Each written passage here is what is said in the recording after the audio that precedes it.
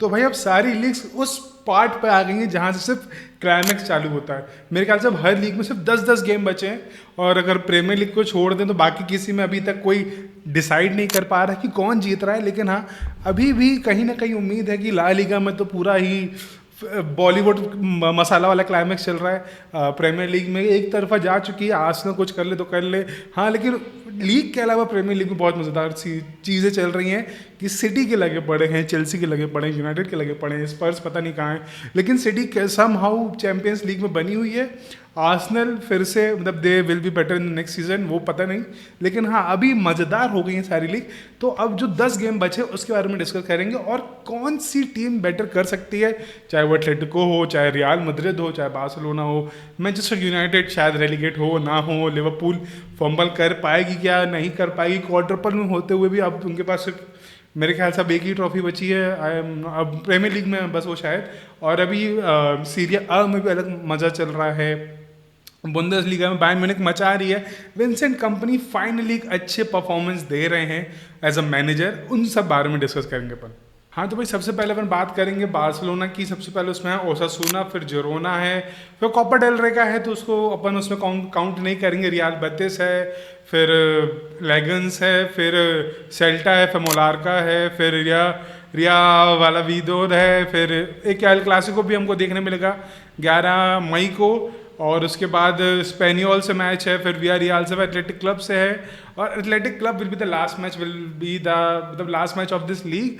लेकिन हाँ 60 पॉइंट पे है, तो 27 गेम खेले हैं, अभी भी एक गेम की लीड है जो ओसासुना से, अभी वो 28 को मतलब कि आज ही खेल लेंगे। लेकिन मज़ेदार इसलिए हो गई है मैच क्योंकि इसमें रफीना नहीं है, अराहो नहीं है, बहुत सारे प्लेयर्स नहीं है, लेकिन अब इन सारे मैचेस में से चैंपियंस लीग के मैचेस भी खेले जाएंगे।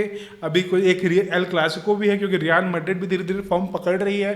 अब इस मैच में किस तरीके से होगा, क्योंकि इंजरीज कहीं ना कहीं क्रिस्टनसन की भी थोड़ी बहुत, क्रिस्टनसन भी इंजर्ड है, और कौन है, बर्नाल तो अभी अवेलेबल है ही नहीं, और कोई इंजर्ड तो अभी बार्सिलोना में इंजरी क्राइसिस नहीं है अभी as compared to other teams City में जैसा हो रहा है। लेकिन हाँ एक एल क्लासिको बचा है और सबसे इंपॉर्टेंट मैच है ये ओसासुना का मेरे ख्याल से, क्योंकि ये मैच जो उनका एक गेम उनके हाथ में, वो ये एक क्वेश्चन खत्म हो जाएगा अगर ये मैच में फंबल करते हैं। मोस्ट प्रोबेबली नहीं करना चाहिए, बट लेट्स सी, होम पे है, अब क्या होता देखा जाएगा। लेकिन हाँ अभी एक मज़ेदार फेज चालू हो गया बार्सिलोना का। और यहाँ पर रियल मैड्रिड की भी कहानी थोड़ी इजी है नहीं, क्योंकि अभी उनको लिगन से खेलना है, फिर रियल सोसिएदाद से खेलना है, फिर वेलेंसिया से खेलना है। आर्सेनल के साथ भी उनको एक मैच, जब 2 मैच होंगे वो खेलना है। आर्सेनल के साथ तो इजी हो जाएगा मेरे ख्याल से, और फिर एलेवेस है, फिर आर्सेनल का होम लेग है, फिर एथलेटिक क्लब है, फिर गताफे है, फिर सेल्टा है, फिर एल क्लासिको जो है वो तो होगा, फिर मलोरका है, फिर सविया, अपना आखिरी मैच रियल सोसिएदाद से होगा। यहाँ पे भी रियल मैड्रिड के मैचेस उतने कठिन नहीं लग रहे, बट लेट्स सी क्या होगा। मेरे ख्याल से अभी मेरे ख्याल से ये कोपा डेल रे में भी एक अभी इनका मैच है रियल सोसिएदाद से, उसके बाद कोपा डेल रे भी जोड़ेगा इसमें। तो भाई लिवरपूल अब 3 तारीख को खेलेगी एवर्टन के साथ, अपनी डार्बी खेलेगी अपने घर पे। अब उसके बाद फिर फुलहैम है, फुलहैम से तो जीत जाएगी मेरे ख्याल से इजीली लिवरपूल, वो जीत जाएगी। फिर वेस्ट हैम है, लेस्टर है, फिर स्पर्स है, फिर चेल्सी है।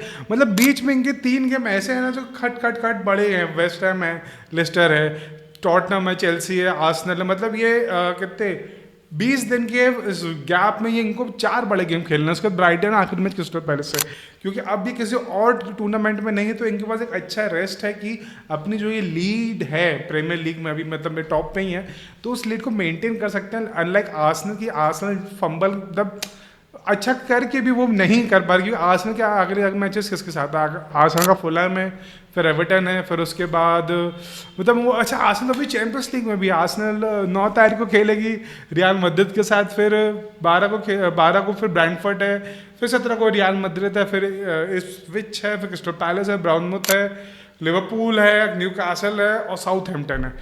आर्सेनल के भी मैचेस इजी हैं, बट मेरे ख्याल से आर्सेनल 2-3 मैच हार जाएगी, और फिर मतलब वही होगा, क्योंकि जितना डिफरेंस है इनके बीच में, भी मेरे ख्याल से 12 पॉइंट का डिफरेंस है, 12 तो 4 मैचेस में अगर थोड़ा इंटरेस्टिंग हो गई ये टेबल तो बहुत मज़ा आएगी। और सॉरी चेल्सी मेरे ख्याल से टॉप 4 पे, मेरे को नहीं, मैंने देखी नहीं थी टेबल, लेकिन चेल्सी टॉप 4 पे, उसके 1 पॉइंट पीछे बैठी है सिटी, 1 पॉइंट पीछे बैठी है सिटी। और यूनाइटेड 13th पे, यूनाइटेड पे आते हैं पहले अपन। यूनाइटेड के अब मैचेस बचे हैं, नॉटिंघम फॉरेस्ट, फिर एक मैनचेस्टर डार्बी बची है, क्योंकि जो अभी देखा जाए तो मैनचेस्टर सिटी थोड़ी बुरे कंडीशन में है, वो अपनी डार्बी भी हारे, बहुत टाइम बाद सिटी अपनी डार्बी हारी, लेकिन देखते हैं फिर उनको। अच्छा, अभी मैनचेस्टर यूनाइटेड यूरोपा में भी बनी हुई है, तो अभी लियोन के साथ खेलना है, फिर लियोन के साथ उनके 2 लेग होंगे, फिर Newcastle is playing brilliant, उनके साथ पता नहीं क्या होगा, फिर वुल्स, फिर Bournemouth, Brentford, West Ham, Chelsea, Aston Villa, उनके